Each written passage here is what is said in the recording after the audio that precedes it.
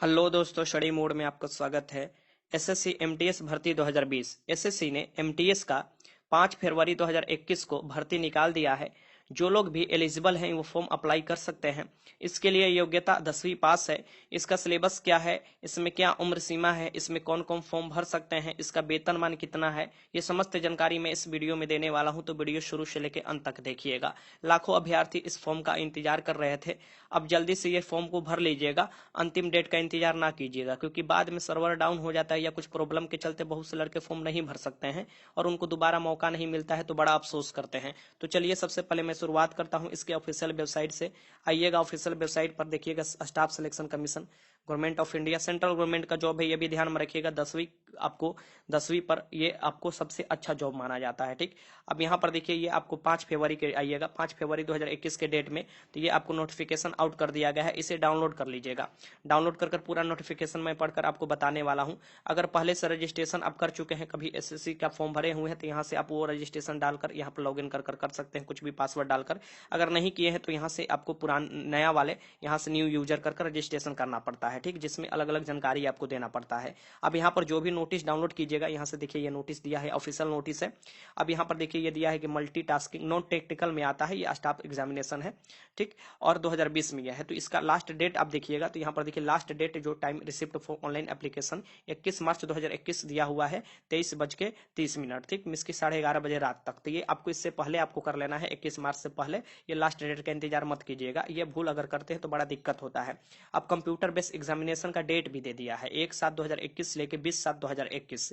यहाँ पर साफ साफ देखिए कि एग्जामिनेशन का डेट भी दिया हुआ है। अब यहाँ पर देखिए डिस्क्रिप्टिव पेपर का भी यहाँ पर देखिए डेट दिया हुआ है कि 21/11/2021 को ये डिस्क्रिप्टिव पेपर भी ले लिया जाएगा। इसी साल में ये सारा भर्ती कंप्लीट कर दिया जाएगा। हो सके तो इसी साल में आपको मेरिट लिस्ट भी बना कर दे दिया जाए, क्योंकि डिस्क्रिप्टिव के बाद मेरिट लिस्ट ही बनता है, वो भी अलग अलग जो आप प्रेफरेंस दिए होते हैं उसके अकॉर्डिंग। ठीक, तो चलिए मैं आगे अब बढ़ता हूँ। यहाँ पर आप देखिएगा, तो ये देखिए ये जो है ये आपको किस लेवल का जॉब है, तो आपको पे लेवल 1 में आप देखिए मैट्रिक्स जो है 7th पे कमीशन के अकॉर्डिंग आपको मिलेगा। मैं आपको बता दूं, साधारणतः आपको 28 से 30 हजार और 1-2 हजार फ्लक्चुएट करते रहता है, वो सिटी के अकॉर्डिंग कहाँ आपका जॉब पड़ रहा है। ठीक है, कितना महंगाई भत्ता मिल रहा है, तो इसके अकॉर्डिंग, लेकिन 28 से 30 हजार मोटा मोटी मानकर आप चलिए इस बात को। ठीक, अब यहाँ पर देखिए वैकेंसी में देख लीजिए, देखिए वैकेंसी में इसका उतार चढ़ाव होते रहता है, लेकिन 9 से 10 हजार वैकेंसी आप मान सकते हैं, क्योंकि पिछले बार भी इतना ही वैकेंसी निकाला गया था। हो सकता है कि इस बार कुछ कम हो या कुछ ज्यादा ही हो सकता है, क्योंकि ये फ्लक्चुएट होते रहता है, एक्यूरेट वैकेंसी नहीं बताता है, क्योंकि लास्ट तक ये बदल जाएगा, या लास्ट तक बढ़ जाएगा या लास्ट तक घट भी सकता है। ठीक, आप यहाँ पर देखिए रिजर्वेशन अक्सर तो बढ़ता ही है, घटता नहीं है। यहाँ पर ध्यान में रखिएगा वैकेंसी के बारे में। रिजर्वेशन के बारे में, अगर मान लीजिए कोई आपका कैटेगरी है, जैसे ओबीसी में आते हैं, एससी एसटी में आते हैं, तो इसका फायदा जरूर उठाइएगा, एडब्ल्यूएस वाले भी, क्योंकि कैटेगरी में थोड़ा कट ऑफ कम जाता है जिस कैटेगरी में आप आते हैं, और अनरिजर्व का भी सीट होता है 40%, ये भी ध्यान में रखिएगा। नेशनलिटी क्या चाहिए, तो आपको इंडियन होना चाहिए, भारतीय होना चाहिए, इस बात को ध्यान में रखिएगा। तो ये भारतीय यहाँ पर दिया हुआ है सब जानकारी, अगर भारतीय है तो अब ज़्यादा कुछ पढ़ने की जरूरत नहीं है। यहाँ पर देखिए एज लिमिट में बड़ा कंफ्यूजन होता है। यहाँ पर देखिएगा एज लिमिट जो है ये 1/1/2021 है, मीन्स की 1 जनवरी 2021 से एज लिमिट और एजुकेशन क्वालिफिकेशन दोनों इसी समय से देखा जाएगा। एजुकेशन क्वालिफिकेशन कहने का मतलब कि इससे पहले ही आपको 10th किए रहना है। ठीक, क्योंकि 10th पर ये फॉर्म निकलता है।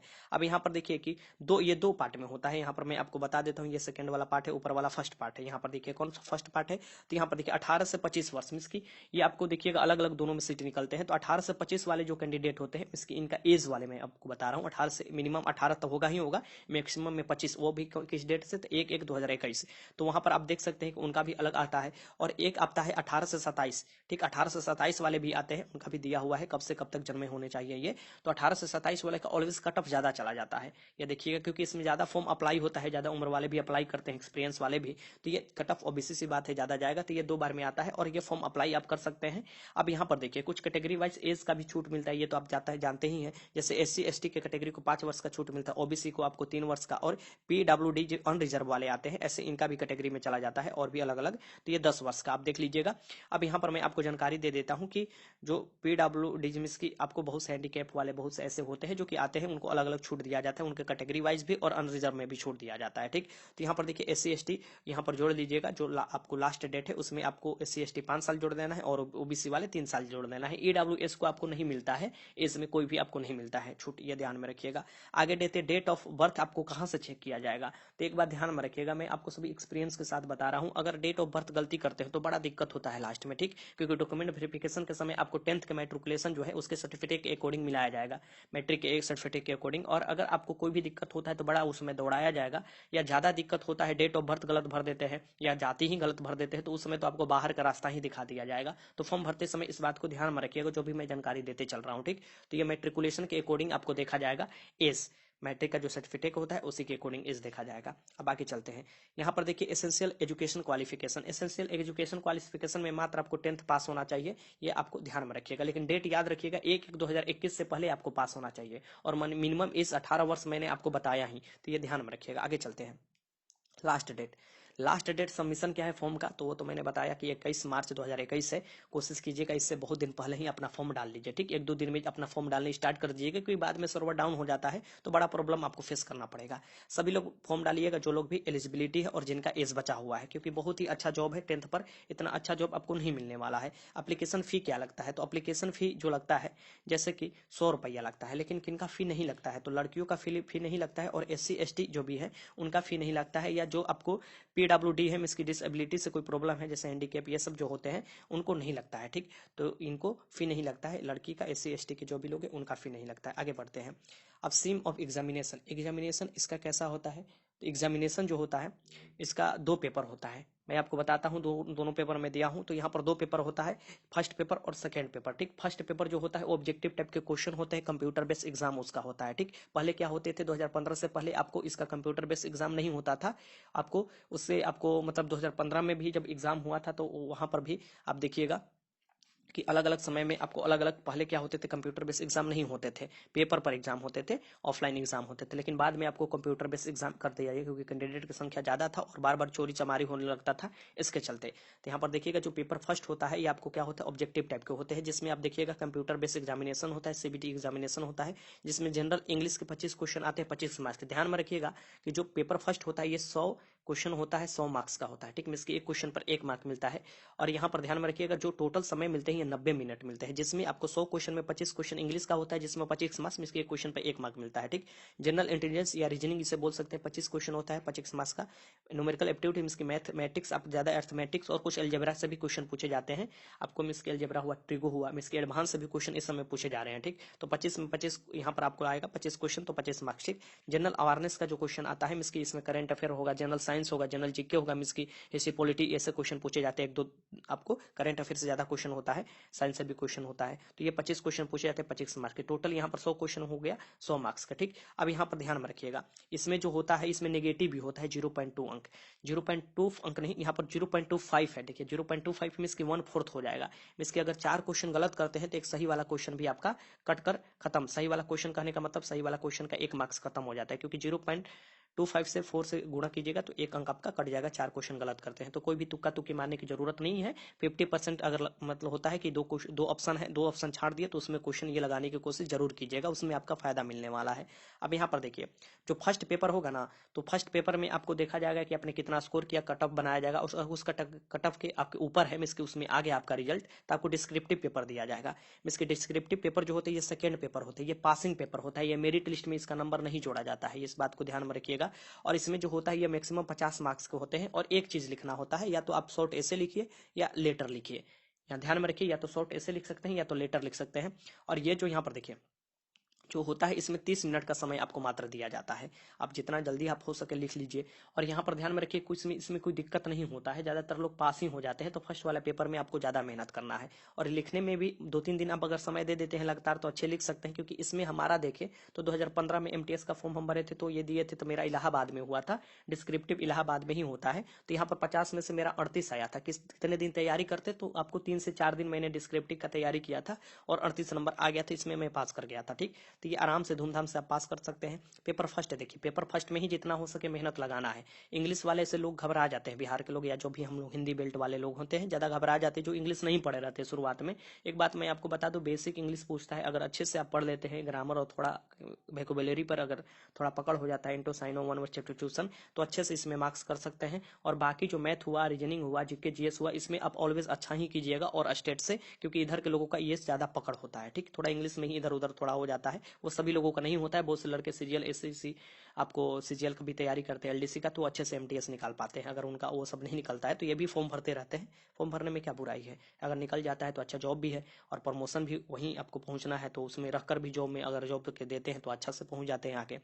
अब यहाँ पर देखिए, ये जो है ना, ये कोई भी भाषा में आप लिख सकते हैं। जो डिस्क्रिप्टिव पेपर होता है इसमें कितना तो 40% आपको मार्क्स लाना पड़ता है। 50% के 40% आप निकाल लीजिए, कैटेगरी वाइज होता है, तो मिनिमम आपको 40 वाइज अनरिजर्व वाले लाना पड़ता है आपको। तो ये आप कोशिश कीजिएगा कि अच्छे से लिखिए राइटिंग बैठाकर, तो आराम से ये निकल जाएगा। अब यहाँ पर देखिए, ये जो लिखा जाएगा ये आपको जो संविधान के 8वीं अनुसूची में 22 भाषा और प्लस इंग्लिश जोड़ लीजिए, 2300 भाषा में आप लिख सकते हैं। ठीक, तो जो आपको अच्छा लगे उस भाषा में आप लिख सकते हैं। उसका कोड भी दिया हुआ है, कोड लगाकर आपको लिख लेना है। जैसे कि मान लीजिए ज्यादातर लोग हिंदी इंग्लिश में ही लिखते हैं, आप देखिएगा तो उत्तरी आपको भारत में देखिए तो यहाँ पर होता है हिंदी बेल्ट वाले ज्यादातर हिंदी में ही लिखते हैं। और मैंने खुद ही हिंदी में लिखा था तो 38 मार्क्स मिला था 50 में से। कोई ज्यादा मार्क्स नहीं है, लेकिन धूमधाम से ठीक ठाक है, क्योंकि ये तो मेरिट लिस्ट में जुड़ता नहीं है, इस बात को ध्यान में रखिएगा। ठीक, मेरा पहला एग्जाम था 2015 में, यही एग्जाम था एमटीएस, मेरे लाइफ का सबसे पहला एग्जाम था।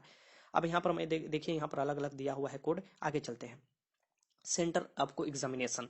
अब सेंटर ऑफ एग्जामिनेशन कहने का मतलब कि देखिए, फॉर्म भरते समय जो आपको प्रेफरेंस दीजिएगा, आपको फॉर्म के अकॉर्डिंग देखिएगा कहाँ पर ज़्यादा वैकेंसी है या कहाँ पर आप जॉब करना चाहते हैं, उससे ये डिफरेंट है।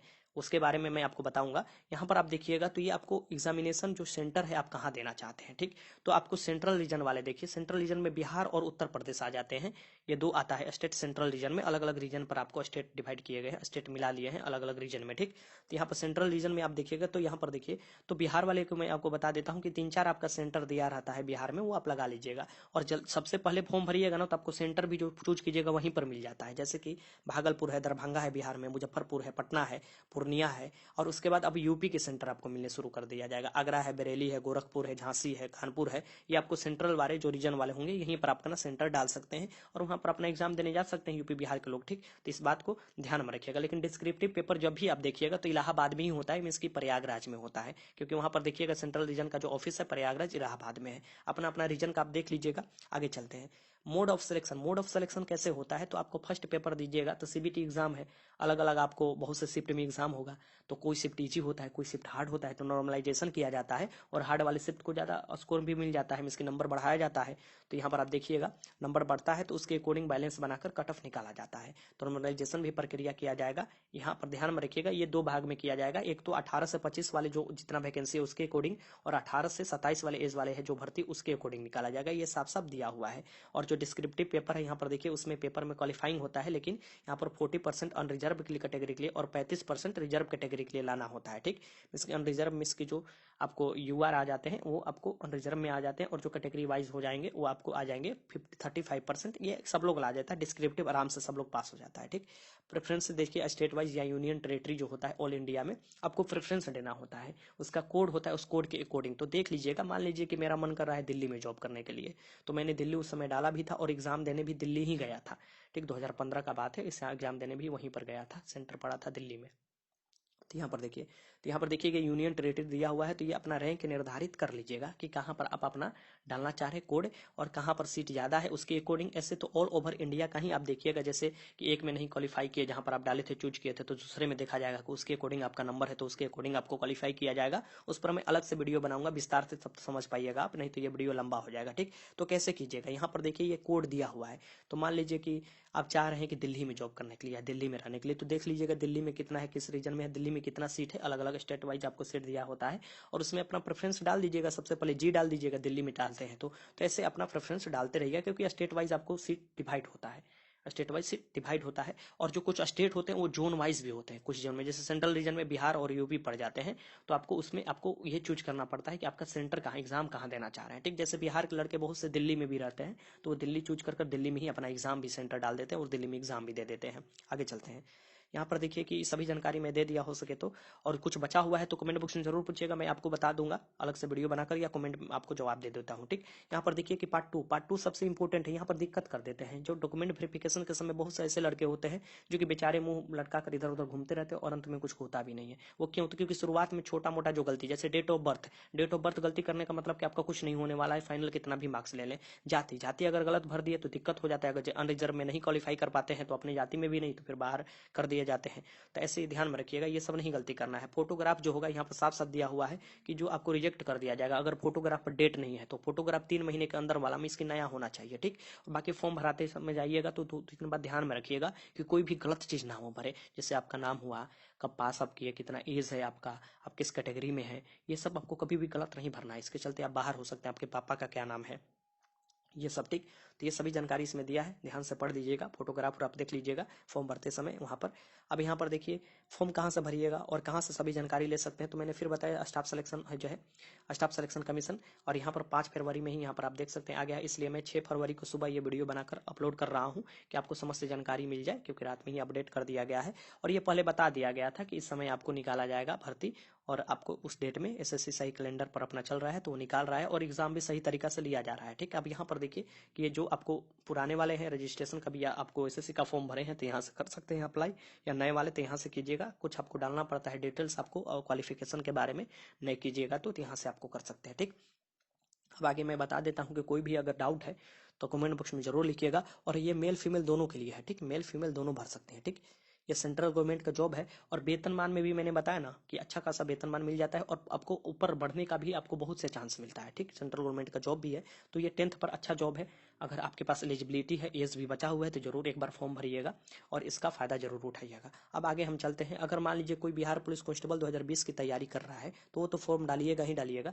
मैं आपको बार बार बोल रहा हूँ कि मेरे द्वारा जो टेस्ट कंडक्ट कराया जा रहा है वो टेस्ट को ज्वाइन कर लीजिए। ठीक, वो टेस्ट कितना है तो 35 फुल मॉक टेस्ट है, अब मात्र आपको 151 रुपया में। ठीक, बहुत से लड़के टेस्ट लगा रहे हैं, जो भी क्वेश्चन है CSBC जो है कंडक्ट कराया गया एग्जाम, वो 10+2 लेवल का आपका सिलेबस है, उस पर अकॉर्डिंग ही क्वेश्चन मैंने सेट कर रखा है। ठीक, और काफी लड़के टेस्ट लगा भी रहे हैं, और उसके साथ आपको बहुत से सुविधा भी मिलने वाला है, तो जल्दी से आप टेस्ट ज्वाइन कर लीजिए। मैं बता दे रहा हूँ कि कैसे आप टेस्ट ज्वाइन कर सकते हैं। अगर कोई भी दिक्कत है आपको MTS से, कोई भी रिलेटेड क्वेश्चन भी है, तो आप जरूर कमेंट बॉक्स में बताइएगा। ठीक, और ये मैं चलिए टेस्ट के बारे में बता।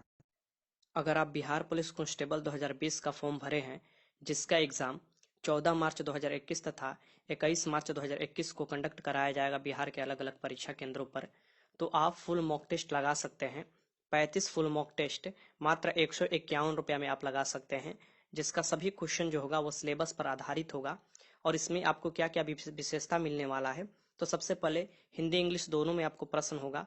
ठीक, साथ में स्कोर के साथ आपका रैंक भी दिखाई देगा, आप अपना स्कोर के साथ रैंक देख सकते हैं कि कितने लोगों में आपका कितना रैंक है, और काफी लड़के टेस्ट लगा भी रहे हैं तो आपको भी लगाना चाहिए।